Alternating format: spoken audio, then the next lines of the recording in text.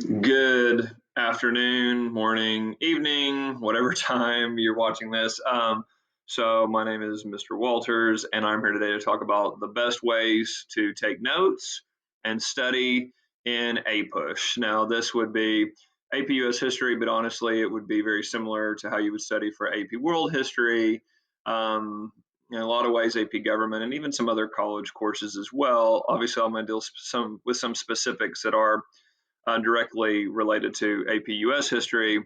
But again, there is also some basic understanding of the way that you should properly study when dealing with a lot of material that you're being tested over. So, first of all, I'm going to reference some materials that I have shared on my website. So, if you are kind of following along with this, where I'm going to be going with this presentation is I'm at my website, www.ryanmwalters.weebly.com.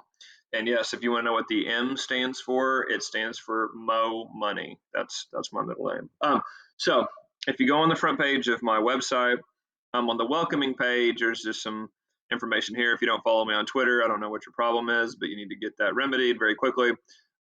Email address, a little welcome video about AP courses, and then you go down through, and I have some list of some ways to be successful in AP history.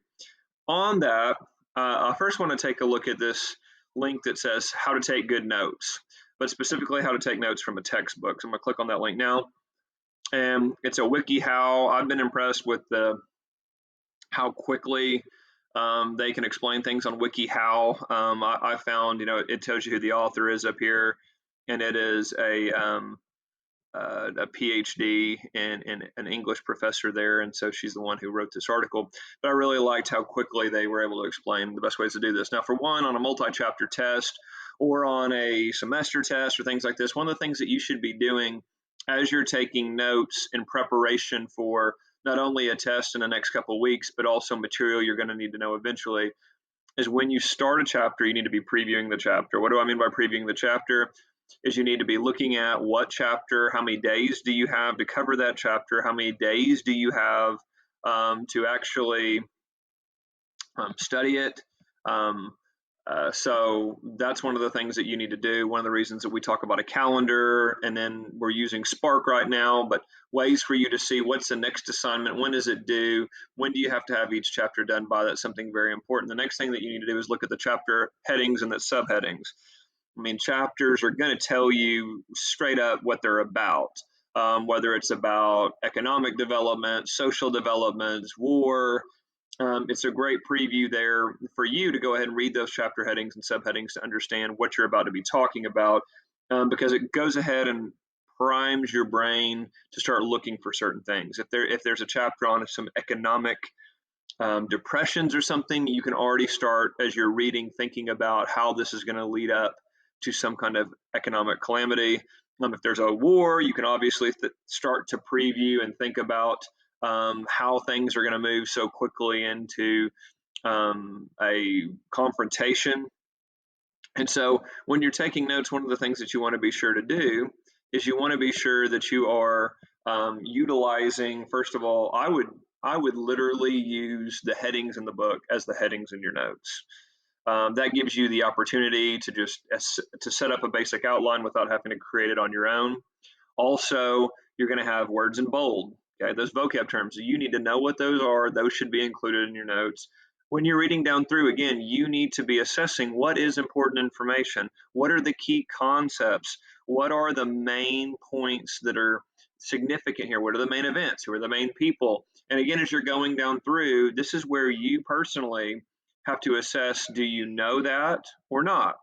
If you're reading over it and you're not sure, you need to write that down. If you're reading over it and you know that information, it's not something that you're going to forget, then maybe you don't have to write as much down about that specific term. But if you are unfamiliar with the term and you can tell that it's important, you need to put down enough information that you know that. Something else to be aware of is supplemental charts, graphs. Whenever there's a chart, whenever there's a graph, it's important. The textbook provider put it in there for a reason. So make sure that if there's some key information in those charts, graphs, you might want to jot that down. Again, if there's some overarching that the stock market was growing rapidly during this time. Maybe there's some number there about, it grew 4 times in a decade, or something like that. You might want to put that down in your notes as well. Also, and it is this way in most of the AP US history textbooks that I'm familiar with, is this. Wow, that's not a very straight line there. There are review questions at the end of the chapter section. Most do this. Sometimes they call them review questions. One of the reasons that I always give out discussion questions is really to give you the chance to review a lot of information. And at the end, if you get to the end of the chapter and there's review questions and you know them really well, great. That shows that you really got the big picture. You got the big takeaway. If you get to the end of the chapter and you don't know those review questions, you're really going to need to take a look at your notes, and you might have to go back and take more notes. You may need to go back and reread it, but it's a great opportunity to stop at the end of one chapter to see, do you understand that chapter? Did you take away the amount of information you should have, or do you need to go back? And it's never fun to go back and reread something, but I'm just telling you, that's sometimes you have to do that. Here I am, I'm an adult, I'm not going to tell you how old I am, but that happens to me all the time, where I'll read something and I'll have to go back and review it because I just wasn't as focused as I should have been, or maybe I thought I was focused, or maybe I thought I retained something from it and I just didn't, and so I've got to go back and read it again. You are though going to have to be responsible enough to look at that and say, look, I'm going to have to redo this. This was not good enough. I don't know it, and go back that way. You got to make sure that you're reading for understanding, and I mean, I think this is very important just in general, and in any of your academic experiences. Some of you might not enjoy reading a textbook. Okay, I've definitely read textbooks that I don't enjoy either. But you have to be reading with a sense that you're reading for understanding. That I'm not just reading this to check a box. I'm truly trying to get what I can out of the material I'm reading. To do that, it's really hard to do if you're distracted. If there's background noises, if you got the TV on, that you're paying attention to, and again, this has to do with some individual preference here. But I don't personally like it completely quiet. I like to have some music going. I like to have some background noise. But if it's something at all that I'm interested in, like if it's a game or if it's a movie or something, it makes it really hard to focus in. Another thing is, don't try to do it all at once. I really try to recommend for students that you do this in a certain block. Again, here in this article, they talk about if you have to read a 30-page chapter, break it into 10-page chunks. I've always thought 10 pages is a great indicator to do in a day. If you can digest something 10 pages a day, I think that's a great amount. I don't think that's too much. So that's one of the reasons in the layout of the course, we've tried to set it up so that you don't have much more than 10 pages a day, especially if you read on the weekends. It shouldn't be that to you. Now, depending on your personal preference, if you can retain more, you can read some more than that. If you can't, then you might want to break it down even into smaller sections.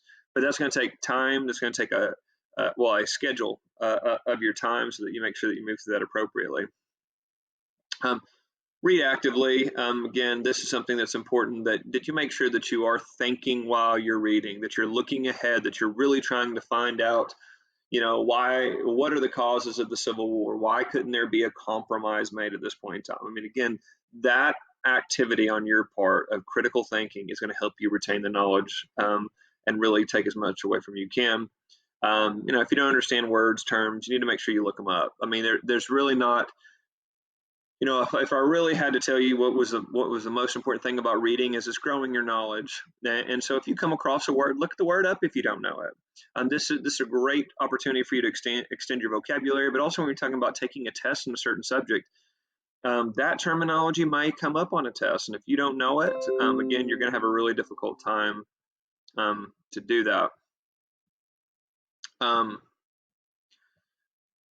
Next is to summarize the main points as you go. You want to make sure that you are summarizing all of those key points. You want to make sure that you've got those covered. And then lastly, you need to be selective but thorough. You need to make sure that you are either using bullets, an outline, that you're setting